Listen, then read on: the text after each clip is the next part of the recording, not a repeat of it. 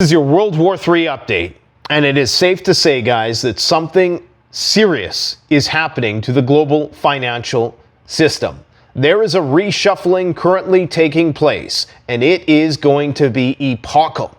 We are talking about a full-blown shift in how things are done militarily, politically, and economically worldwide. And that is all signified by these incredible movements in the prices of precious metals. Everything is exploding. Silver up 7.5% in a day, smashing through that $50 ceiling, crushing the all-time high.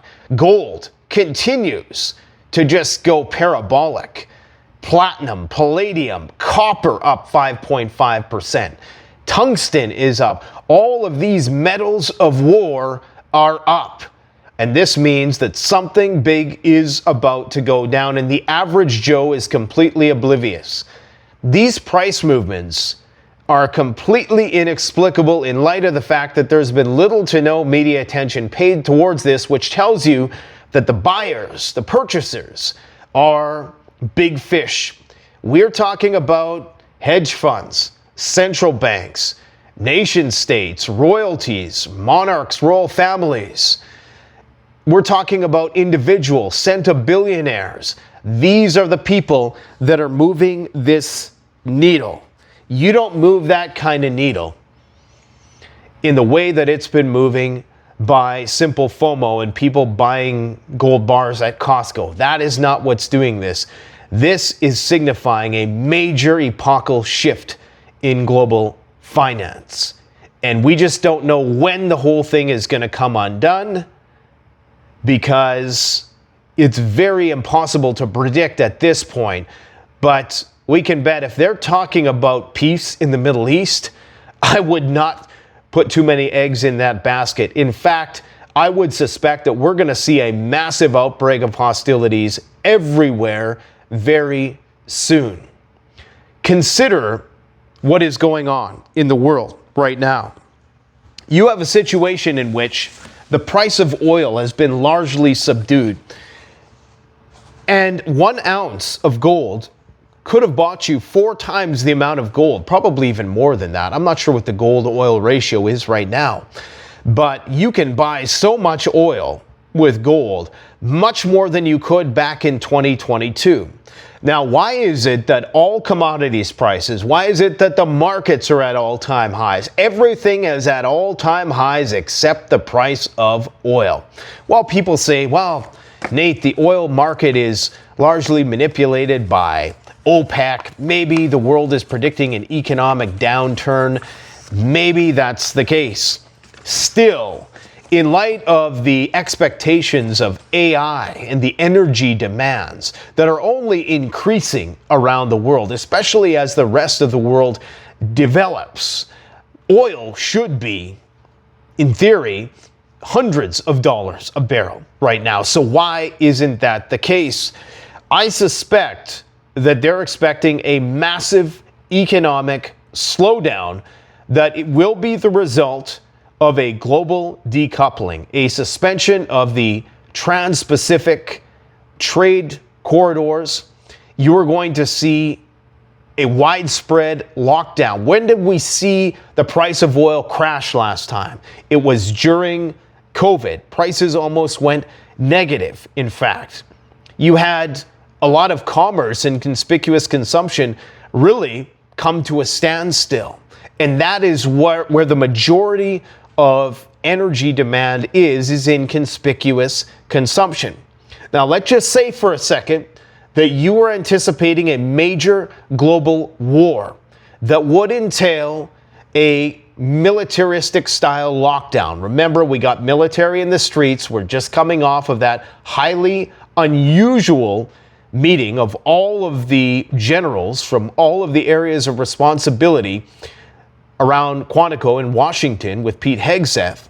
We're seeing the expected delivery of Tomahawk missiles. We're going to know on Friday, presumably. Of course, many Russian channels are already reporting that the Tomahawks are already there. All right. Now, there's certain unknowns with respect to the delivery platform. Today, the U.S. apparently has unveiled a new mobile delivery platform, which could potentially be what the Ukrainians are going to use to target Moscow. And you have some incredibly aggressive statements being made by the deputy of the National Security Council of Russia, Dmitry Medvedev, who, of course, is second in line to the throne when it comes to the nuclear button.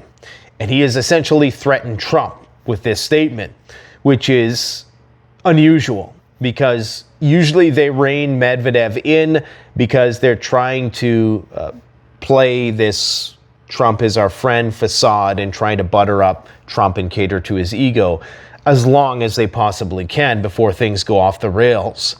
But this is looking incredibly suspicious. So here's what I suspect is happening. You're seeing all these prices in metals because they know there's going to be a global financial restructuring around these two primary trading blocks, East and West. And you're going to also likely have a massive slowdown in global commerce, which could potentially explain the subdued costs of oil. Now, it's really difficult because if Russia is exporting a shitload of oil under the radar with these shadow fleets, maybe that's why the price is so subdued and demand is so low. But we know the Chinese are stockpiling the stuff. I'm just trying to make sense of this because it really doesn't make sense. Now, it's counterintuitive. A person would say, well, if there was going to be a global war, the price of oil should skyrocket. But just hold on for a second.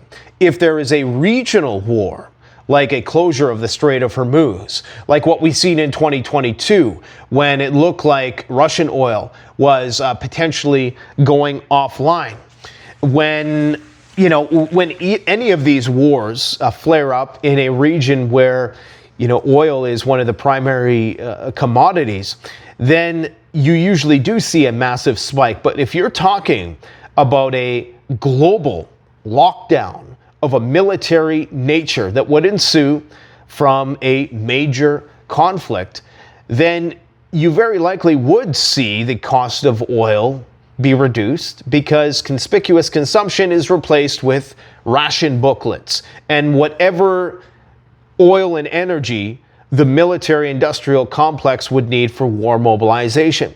So this is the only theory I can think of right now, or it's just that OPEC, Russia, and so many of these countries are flooding the markets with black market oil, if you will, that it is keeping the prices that subdued, or there's just that much of an economic slowdown and things are just not that good financially. That could be the case, but it still seems far too low compared to everything else, considering everything else is inflating and the prices are being subdued. Now, what this is going to do, of course, is destroy the U.S. and Canadian ability to harvest oil at reasonable rates. The return on energy invested is just not good enough compared to what the Saudis can do, and even the Russians to a certain extent, although they're trying to bankrupt the Russians with this.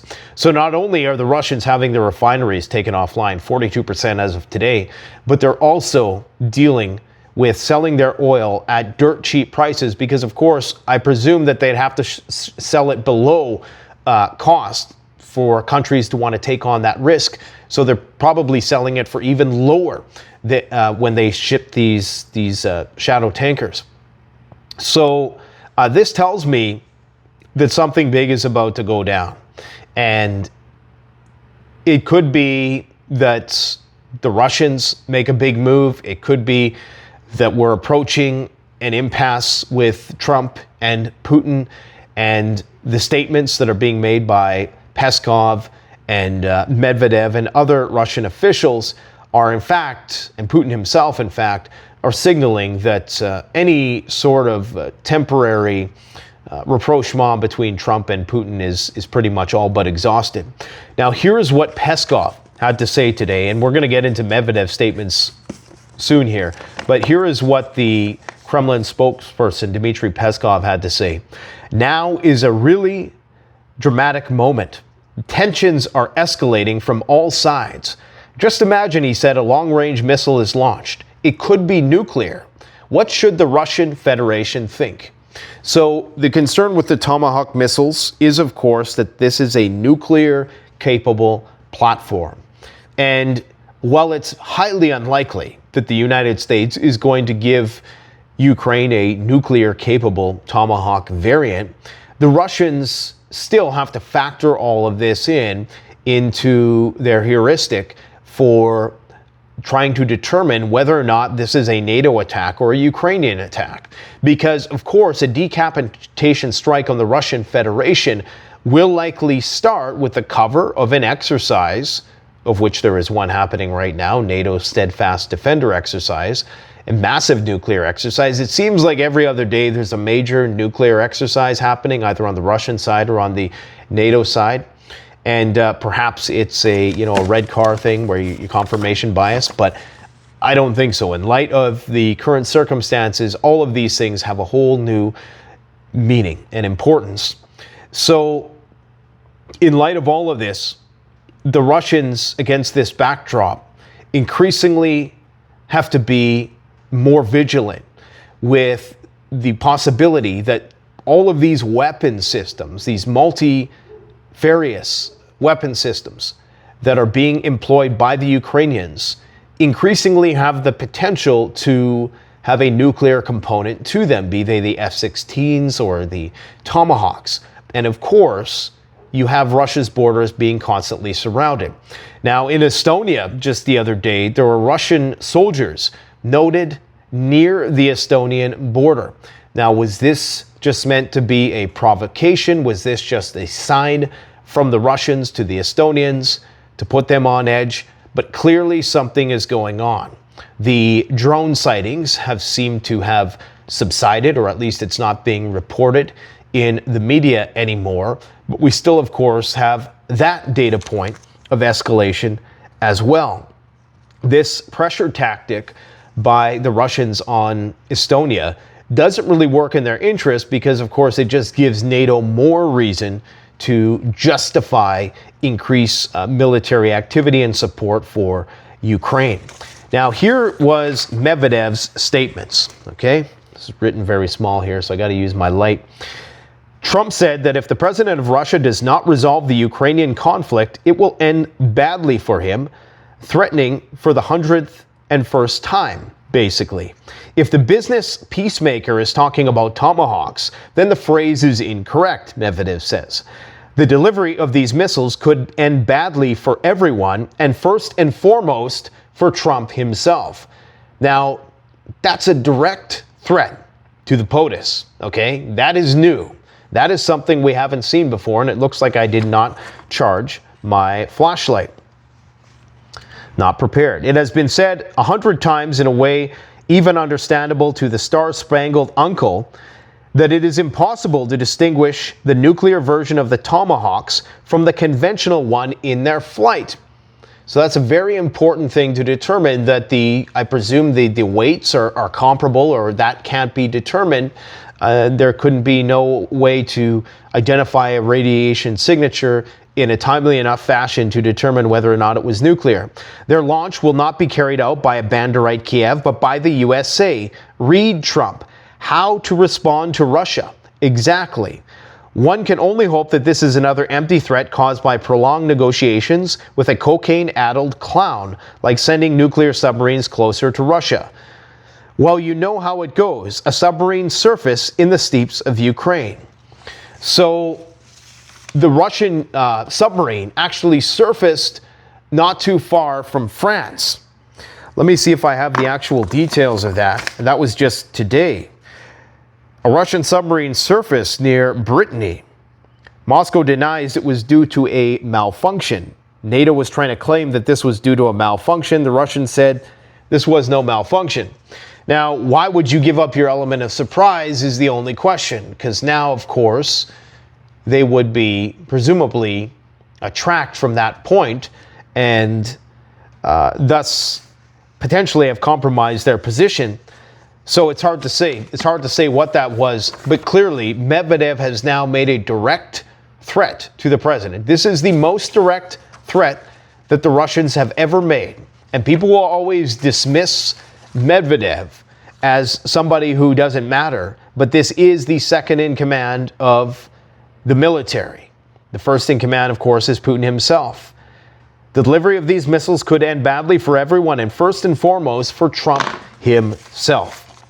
Belarus has been put on high alert. Lukashenko put the Belarusian army at the highest combat readiness and moved units to designated areas. This is a mobilizing posture, likely coordinated with Moscow. Something big is about to go down.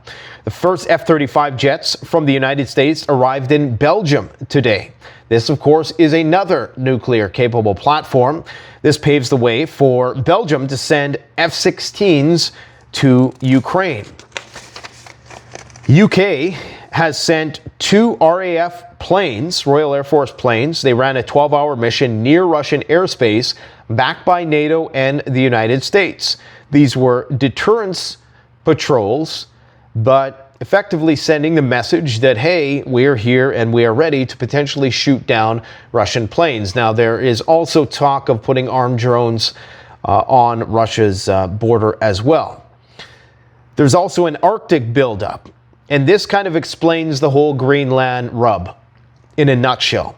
Get this, Denmark is going to spend $4.2 billion for 2 Arctic ships, patrol planes, drones, radar, plus 16 more F-35s. Well, where are they going to buy the F-35s from?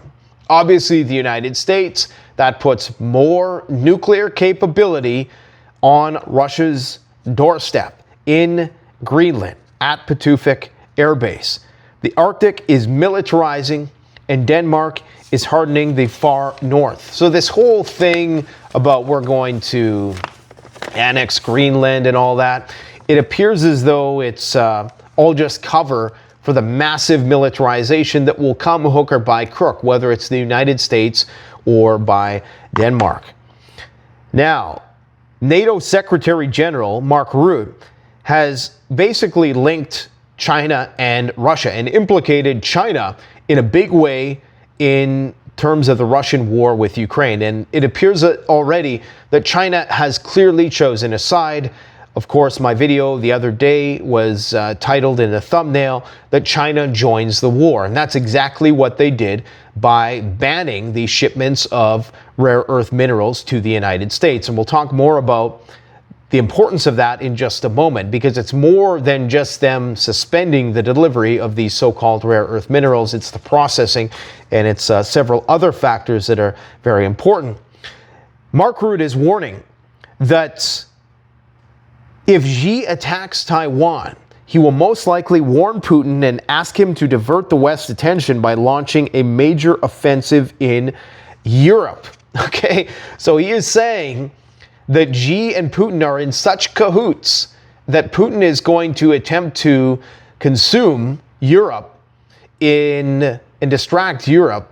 Not that Europe could do much to help Taiwan anyways, I don't think.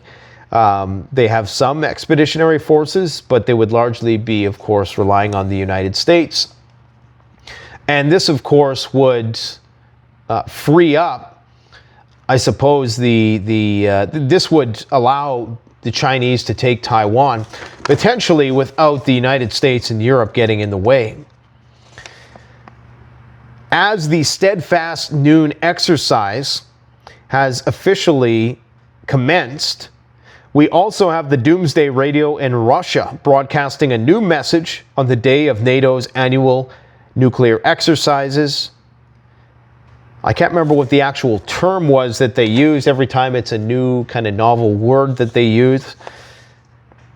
Obviously signifying that they're on a heightened state of alert, because again, the closer and closer, if you bring tomahawks into this, you're really a stone's throw away from having all of the pieces into position from doing a decapitation strike. And I'm hoping to get a guest on the channel that is going to talk about why nuclear war is not only more survivable than ever before. We're not talking about mutual assured destruction of the past, and this is what people need to realize.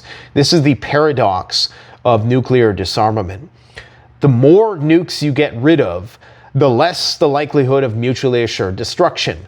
The nukes have better targeting systems, they're lower yields, and they're in lower quantities. And for that reason, the likelihood of a nuclear war ensuing is much greater. And it's not a world-ending event, but it is a end of the world as we know it event, because of course there's going to be a huge electromagnetic pulse component to it, which means that life will never be the same. This is not going to be a quick death scenario. This is a whimper, not a bang. And there's going to be mass casualty events. But if you're talking about a focusing on counterforce, where they're heavily targeting ports, places of military interest, critical infrastructure, and effectively just leaving the cities, maybe holding them for ransom, you're going to have a situation where the majority, 90% of people, are going to survive D-Day, if you will, the real Judgment Day. And the only problem is that there ain't going to be no electricity, ain't going to be no transformers that are going to be repaired in a timely fashion. There is going to be martial law. There is going to be a suspension of global commerce. Hence, the incredibly low price, undervaluation of oil currently. North Korea just unveiled a new ICBM, and it got no attention, no media attention. This is an ICBM that could easily hit any part of the United States. It's on a mobile platform to boot, so it's not something that you could easily, take out. This is something this is made so that it could be maneuvered in the case that there was an outbreak of hostilities. It's not in a fixed position, so they could move it around. And this is the real deal, man. So North Korea now not only has a huge arsenal of nuclear weapons, but has a means to deploy them to the United States, anywhere in the United States. And that didn't even make the news today, okay?